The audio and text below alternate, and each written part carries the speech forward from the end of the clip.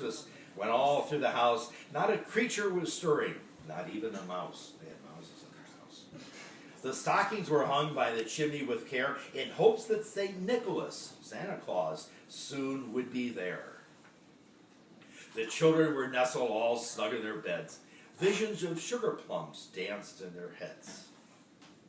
And Mama in her kerchief and I in my cap had just settled down for a long winter's nap. When out on the lawn there rose such a clatter, I sprang from my bed to see what was the matter. Away to the window I flew like a flash, tore open the shutters and threw up the sash.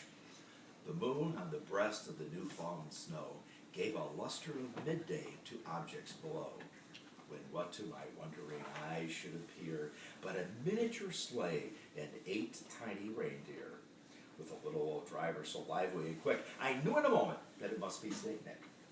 More rapid than eagles his coursers they came, and he whistled and he shouted and he called them by name. Now Dasher, now Dancer, now Prancer and Vixen, on Comet, on Cupid, on Donner and Blitzen, to the top of the porch, to the top of the wall, now dash away, dash away, dash away all! As dry leaves before the wild hurricane fly, like they are tonight, when they meet with an obstacle, they mount to the sky. So up to the housetop the coursers they flew, with a sleigh full of toys, and St. Nicholas too. And then in a twinkling I heard on the roof the prancing and pawing of each little hoof, just like we heard tonight. As I drew in my head and was turning around, down the chimney St. Nicholas, he came with a bound.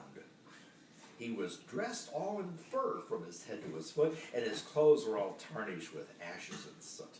A bundle of toys he had flung on his back, and he looked like a peddler just opening his pack. His eyes, how they twinkled, his dimples, how merry, his cheeks were like roses, his nose like a cherry. His droll little mouth was drawn up like a bow, and the beard of his chin was as white as the snow.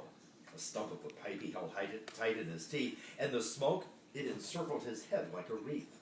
He had a broad face and a round little belly that shook when he laughed like a bowl full of jelly. He was chubby and plump, a right jolly old elf, and I laughed when I saw him in spite of myself. A wink of his eye and a twist of his head gave me soon to know I had nothing to dread.